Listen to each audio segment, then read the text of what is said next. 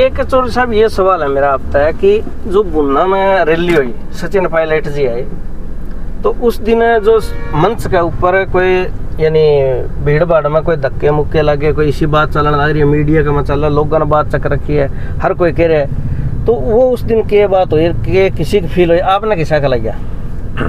Media में नहीं चल रही है बात है, ये बीजेपी का IT सेल दुष्प्रचार कर रहा है। हमें नहीं पता था कि वर्ल्ड की इतनी बड़ी पार्टी इतने नीचे सत्र पे आ जाएगी। जो ही हमारे पायलट साहब स्टेज पे आए तो कार्यकर्ताओं में इतना जोश था, हजूम था कि बहुत सारे लोग कैपेसिटी से ज़्यादा स्टेज पे चढ़ गए थे। तो उससे में हमारा कोई अनुशासन है, थोड़ी अफरा तफरी होगी। तो जब भीड़ भड़ाका होता है तो धक्के लग जाते हैं एक दूसरे की भीड़ के अंदर। अब आपने देखा होगा पिछले दिनों राहुल जी की और अखिलेश जी की जनसभा थी, इतनी भीड़ थी कि तिल, पंजाबी में कहावत है, तिल सुट्टू था नहीं सोते।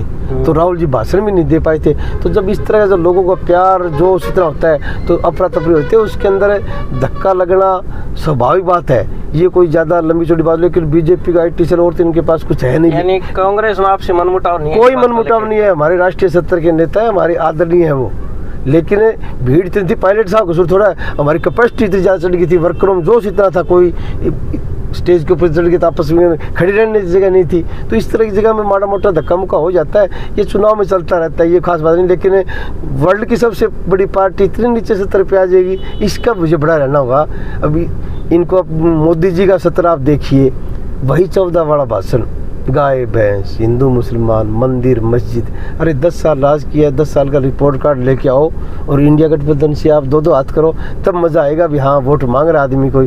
वही पुरानी बातों पे उस जब प्रधानमंत्री मोदी का ही सत्तर इतना है तो फिर बीजेपी का तो गिरना ही था। उस पर हम कोई टीका टिप्पणी करें तो मेरे को लगता है अपना समय बर्बाद करने वाली बात है।